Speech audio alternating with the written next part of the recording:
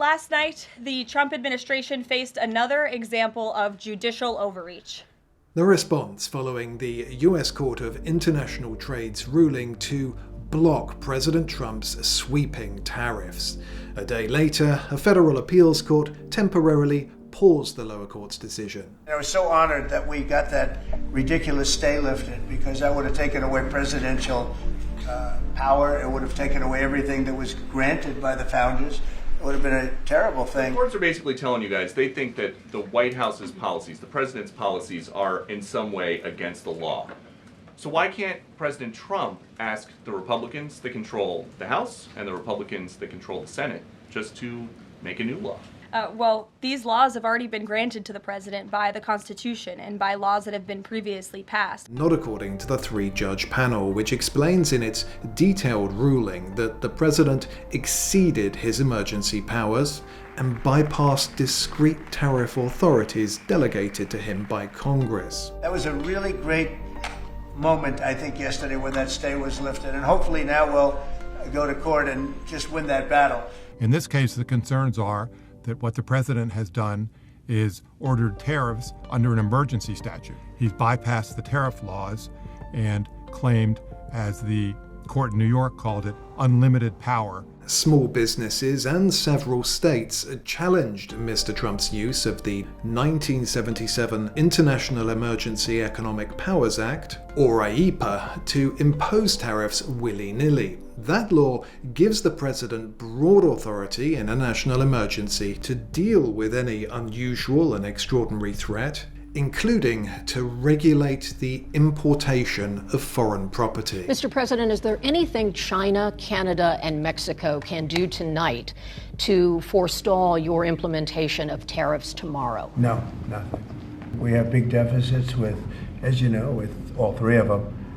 And in one case, they're sending massive amounts of fentanyl, killing hundreds of thousands of people a year. After declaring fentanyl an emergency, it was in February that the president slapped tariffs on Mexico, Canada, and China. It's incredible. Look, we have $36 trillion in debt for a reason, and that accumulates over a long period of time. The following April, he declared the US trade deficit an emergency and imposed tariffs of varying rates on the world. My fellow Americans, this is Liberation Day, waiting for a long time. He later reduced them to 10% for 90 days, supposedly to allow time to negotiate trade deals. Will you still work within that 90-day window for these trade negotiations? As far as we're concerned, our trade agenda is moving forward, and we've already heard from countries around the world today who will continue to negotiate in good faith with the United States so we can cut good trade deals on behalf of the American people, and we fully expect to win this case in court. No other president has used IEPA to impose tariffs.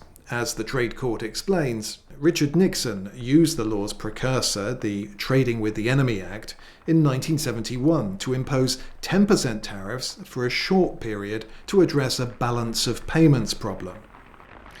The Justice Department said Mr. Trump's tariffs are no different, but that's not the case. As the panel notes, Nixon tariffs were upheld by an appeals court because they imposed a limited surcharge as a temporary measure calculated to help meet a particular national emergency, which is quite different from imposing whatever tariff rates he deems desirable. The latter is what Mr. Trump did, at one point jacking up rates to 145% on China. Are you open to pulling back your tariffs in order to get China to the negotiating table? No. Congress also limited the president's power in IEPA to prevent overreach. The panel notes, the legislative history surrounding IEPA confirms that the words regulate, importation have a narrower meaning than the power to impose any tariffs whatsoever. Mr. Trump invoked IEPA because he wanted to impose tariffs as he sees fit. But the Constitution doesn't let the president ignore Congress and do whatever he wants. Under the Major Questions Doctrine, when Congress delegates powers of vast economic and political significance, it must speak clearly, the judges stress. hundreds and hundreds of thousands of Americans have died because of mostly Chinese fentanyl and Chinese fentanyl coming in from Mexico and Canada. And the idea that having more people die from fentanyl than died in the Vietnam War, and that that's not an emergency, that we need to use every power that we have to try to address, is ludicrous to me. The judges also say that Mr. Trump's fentanyl tariffs are unlawful because they don't, as IEEPA requires, deal with their stated objective. The government's theory would permit any infliction of a burden on a counterparty to exact concessions, the panel notes. If deal with can mean impose a burden until someone else deals with, then everything is permitted. The court's ruling effectively slams the door on IEEPA as a basis to impose tariffs. Why would other countries continue these trade deal negotiations given the rule? We expect to fight this battle all the way to the Supreme Court.